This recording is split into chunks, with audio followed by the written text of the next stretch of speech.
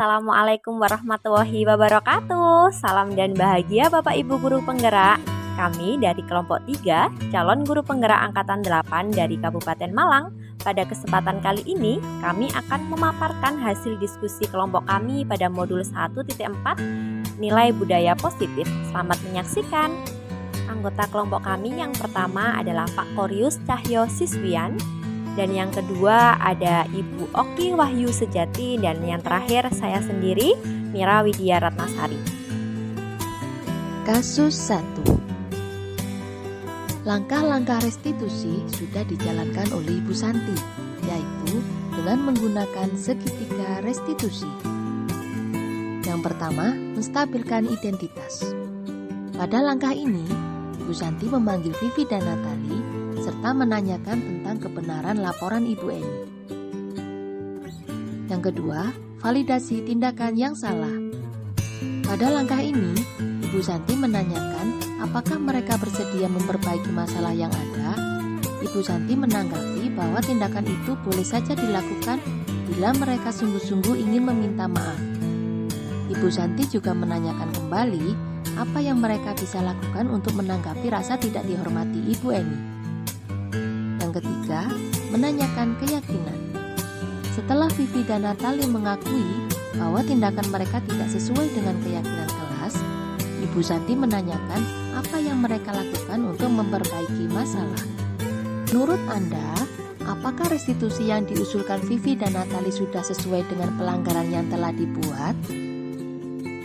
Restitusi yang diusulkan Vivi dan Natali sudah sesuai. Langkah-langkahnya, mereka mengusulkan bagaimana kalau mereka mengadakan sebuah diskusi kelompok dengan teman-teman sekelasnya. Tema yang mereka pilih adalah penerapan keyakinan kelas, terutama tentang sikap saling menghormati dan bagaimana penerapannya di kehidupan sehari-hari di sekolah. Usulan kedua adalah mengirim email kepada Ibu Eni tentang gagasan mereka tersebut.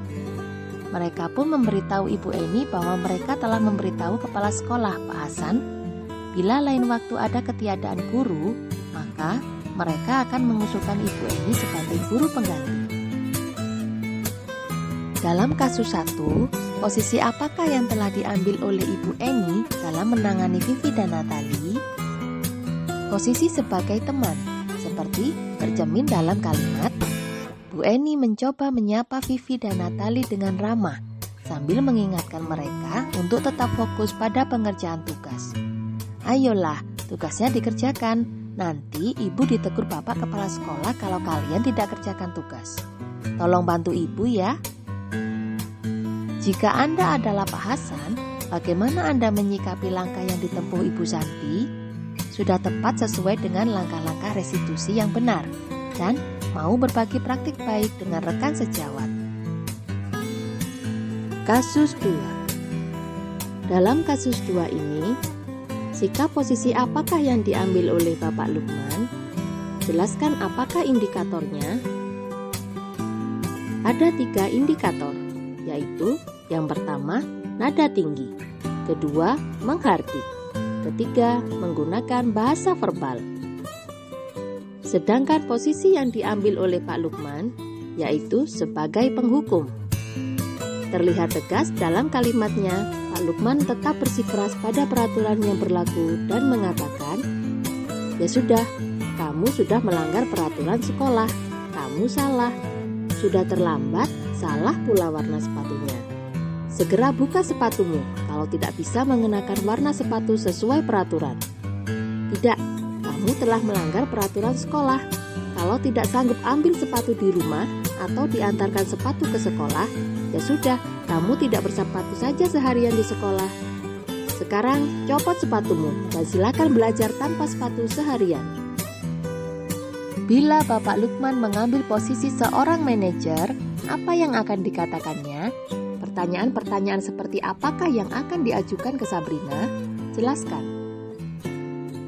Yang pertama, menstabilkan identitas. Sabrina, mengapa kamu terlambat? Mengapa tidak menggunakan sepatu sesuai aturan? Yang kedua, validasi tindakan yang salah. Sabrina, kamu punya alasan mengapa tidak memakai sepatu hitam? Sabrina, nampaknya kamu terburu-buru agar tidak terlambat sekolah ya? Yang ketiga, menanyakan keyakinan. Sabrina, kamu tahu keyakinan sekolah yang telah disepakati? Menurut kamu, keyakinan sekolah apa yang kamu langgar? Apakah kamu bersedia memperbaiki masalah ini? Apa yang akan kamu lakukan agar tidak terlambat lagi?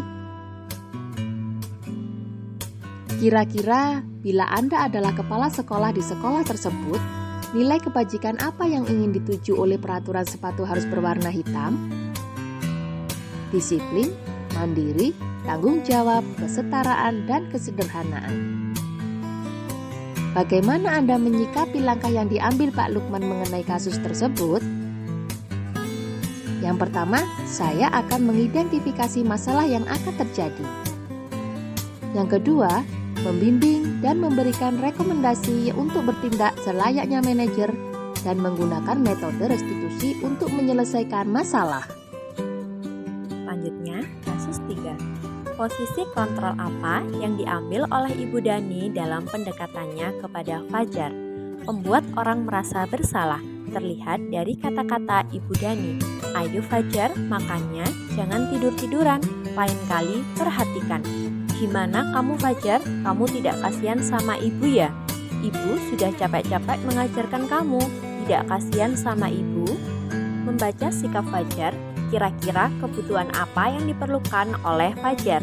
Kebutuhan yang diperlukan oleh Fajar yaitu lebih cenderung cinta dan kasih sayang, juga bisa kebutuhan kebebasan.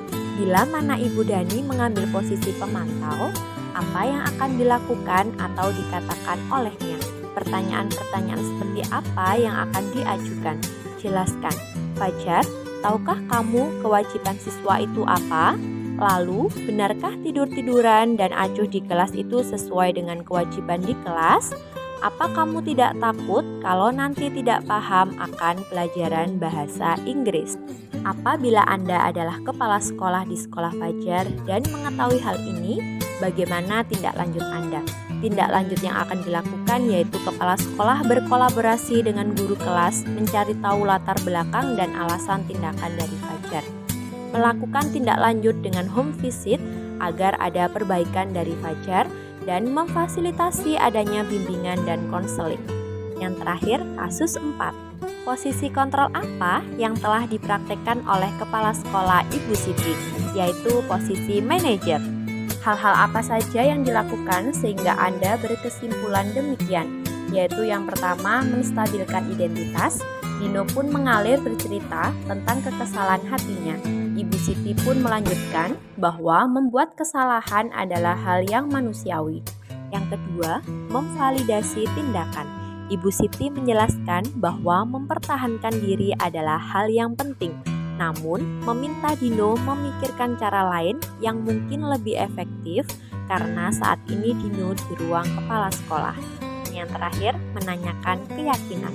Ibu Suti melanjutkan bertanya tentang keyakinan sekolah yang disepakati, serta apakah Dino bersedia memperbaiki kesalahan yang telah dilakukan terhadap Anto. Dino pun akhirnya perlahan mengangguk. Kemudian Ibu Siti balik bertanya kepada Anto, hal apa yang bisa dilakukan Dino untuk memperbaiki masalah. Anto menjawab, saya perlu kancing saya diperbaiki Bu. Ibu saya akan sangat marah kalau melihat kancing baju saya sampai copot 3 kancing begini. Ibu Suti pun kembali bertanya ke Dino, apakah yang akan dia lakukan untuk menggantikan 3 kancing Anto yang terlepas. Dalam kasus tersebut, bagaimana Dino dikuatkan dan bagaimana Anto dikuatkan oleh Ibu Suti. Menanyakan kebutuhan masing-masing, Dino dikuatkan dengan cara, Dino sepertinya kamu saat ini sedang marah sekali, sedangkan Anto dikuatkan dengan cara, Ibu Suti balik bertanya kepada Anto, hal apa yang dilakukan Dino untuk memperbaiki masalah. Kira-kira nilai kebajikan atau keyakinan sekolah apa yang dituju dalam kasus tersebut? Jelaskan. Ada 3 nilai kebajikan, yaitu yang pertama saling menghormati. Sesama teman satu tim basket seharusnya saling menghormati agar tercipta suasana yang aman dan nyaman. Yang kedua, tenggang rasa. Di dalam satu tim ataupun pertemanan seharusnya mencerminkan rasa menghargai dan menghormati orang lain. Bisa dilakukan dengan menjaga ucapan, perbuatan, serta tingkah laku. Dan yang terakhir, tanggung jawab. Dindo memperbaiki kancing baju Anto mencerminkan sikap tanggung jawab atas perbuatannya. Baiklah, terima kasih telah menyaksikan video ini. Tetap semangat, salam dan bahagia Bapak Ibu Guru Penggerak. Wassalamualaikum warahmatullahi wabarakatuh.